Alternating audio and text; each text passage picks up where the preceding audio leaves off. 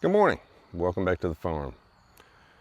Today, we're going to try to get in as much as we can in the garden because we've got a week worth of rain. They're talking anywhere from 3 to 5 inches of rain, tornadoes, severe thunderstorms, typical stuff for the spring around here. So we're kind of in a hurry. We got till about noon. And so today we're going to concentrate primarily on vine crops. We've talked about putting in our sweet potatoes, where we've planted bean seeds. They're still coming up, by the way. Regular Irish potatoes. Won't be long before we hill these again. Onions. Relatively early season greens. And a few pumpkins. The next row we're going to plant is, because it's relatively close to where our sweet potatoes are going to go, has got to be a somewhat short season variety because we're going to need that space. Our sweet potatoes just go everywhere. For those of you that haven't grown sweet potatoes, it'll take over if you're not careful. But we're going to plant a couple things. We're going to plant some table queen acorn squash. This is a 75 days in and out, so that's pretty quick. But we're also going to plant early crookneck. Early crookneck is about 50 days. So this next row, we'll go in, we will get everything out of it we need, we'll pull it out, clean it up for weeds, let the sweet potatoes have it. Let's get started. Just for some background, this particular row was turned relatively recently, built the rows, and before I plant, I always run the wheel hoe. Why would I do that? Well, you've got some very small, even though you don't see them, weeds trying to come up. And so what you do is, the idea with the wheel hoe is to do very, very frequent weeding so that the weeds don't take hold. Now sometimes that's not always possible because you get weeks of rain around here, but nonetheless, we straighten the rows up first. We try to get as many weeds out as we can, understanding that we're still going to have some weeds, and then we plant what we can plant. This procedure goes with virtually all the vine crops we have. So let's talk about that for a minute. First thing we're going to do is we're going to put a string down so our rows are straight. Straight rows are not only pretty, but they help us later when we can bring the tractor up here with the cultivator, as well as when you're using the wheel hoe, it keeps everything relatively straight. Remember, vine crops are going to grow every which way anyway, but it gets them off to a good start. So let's put our string down so we can get a relatively straight row. Here's our string and our stake, and we put it in the middle of our raised row. You can see the raised row, you can see the little gully on each side, which will help with drainage when the water comes down by the bucket load. So we're going to pull our string and hopefully get relatively straight.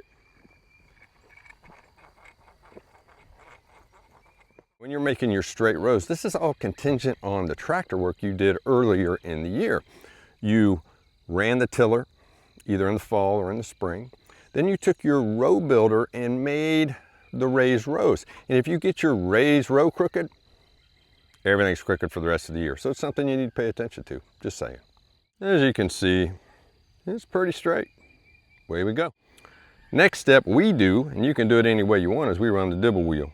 We're going to run it about 10 inches or so, give or take. Now when you configure your dibble wheel, every other one of the hole punchers, is what I call them, go down in the ground, and again it gives you about 10 inches. Now some people are going to say, well, 10 inches is too close, and some people are going to send me direct messages and email, 10 inches is too far.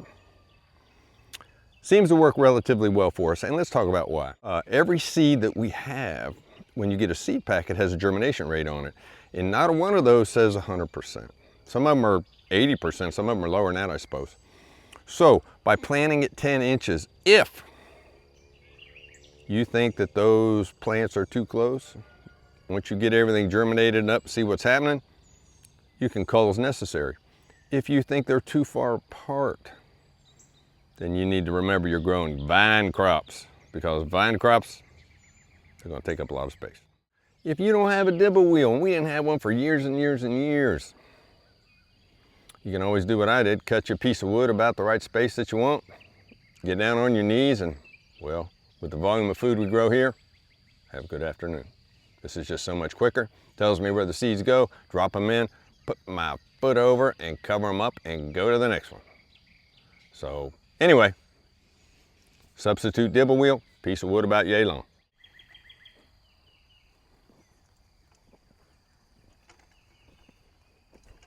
In case you can't see where the holes are, they're pretty pronounced all the way down. One last thing about the dibble wheel. Sometimes during the year, when things are less than ideal, I put a sandbag or two on top of that dibble wheel to punch those holes. We have clay soil here and it turns to concrete, unfortunately, during certain times of the year. Right now, hasn't been that long since it was turned. It hasn't been that long since it was row built, and it is damp. So I got pretty good holes. But you might need to do that, just saying. First thing we're gonna plant is our early crookneck. Away we go. That's what they look like here. Obviously untreated, which is what we prefer to have if we can get it. And that's what you get about 30 seeds, it says. You go down here and you find your hole that the dibble wheel put in, and you put a seed in. And then you do it again. And then you do it again. And then you do it again. You just basically rinse and repeat until you're out of seeds. Yeah, I still got the string in the way, but right now everything seems to be going pretty well. Now we're going to do our table queen acorn, and as you can see, it is very much a winter squash. So hopefully that'll be around for a while. Okay, there we go. We have our table queen and our early crookneck squash ready to rock and roll. So we'll get something else and put in what we have left, which is maybe 30 or so feet. We're going to put in some early straight neck squash. Now this keeps with our get it in and get it out philosophy, so the sweet potatoes can take over. Early straight neck squash is about 50 days, like the crookneck as well. So hopefully we will get these in and get them out. Now there's more efficient ways of doing this. For covering up your seed, sometimes I use my foot, sometimes, well, just my hand. And before I start getting hate mail, why I didn't use a seeder? You know, there's something really tactile about feeling that seed as you put it down. Now, we have some really large amounts of seed we have to put down, like for beans and corn in particular. And it's just not possible to touch every seed. But with squash and watermelon and some of the pumpkins, that kind of stuff, I just like touching the seed before you put it in the dirt and cover it up. It's kind of like my little babies, just saying. There you have it. This row is complete. Good morning, Charlie. This is one of our bulls, Charlie. Looks like he's having breakfast. Let's talk initial fertilization for a minute. Whenever we plant seeds, we always put fertilizer in on top. Why? Well, once those roots come out, they're going to need nourishment. And so we put a general fertilizer on, and if other types of fertilizers are needed throughout the year, then we'll do it then. But all seeds here at the farm start out with a triple 13, triple 15, triple 17, triple 10, whatever you can get.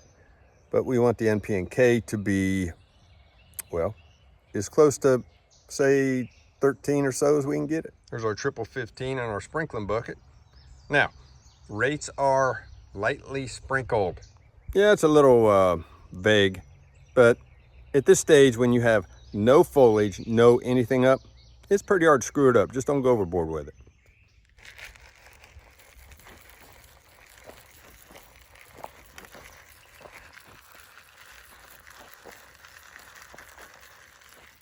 And for those of you that are interested, that's about what it looks like. We do that to every seed that goes in the ground here at the farm. Every one. If you have any questions, let me know. Please like, subscribe, and comment. We're trying to grow this channel, and it's coming along.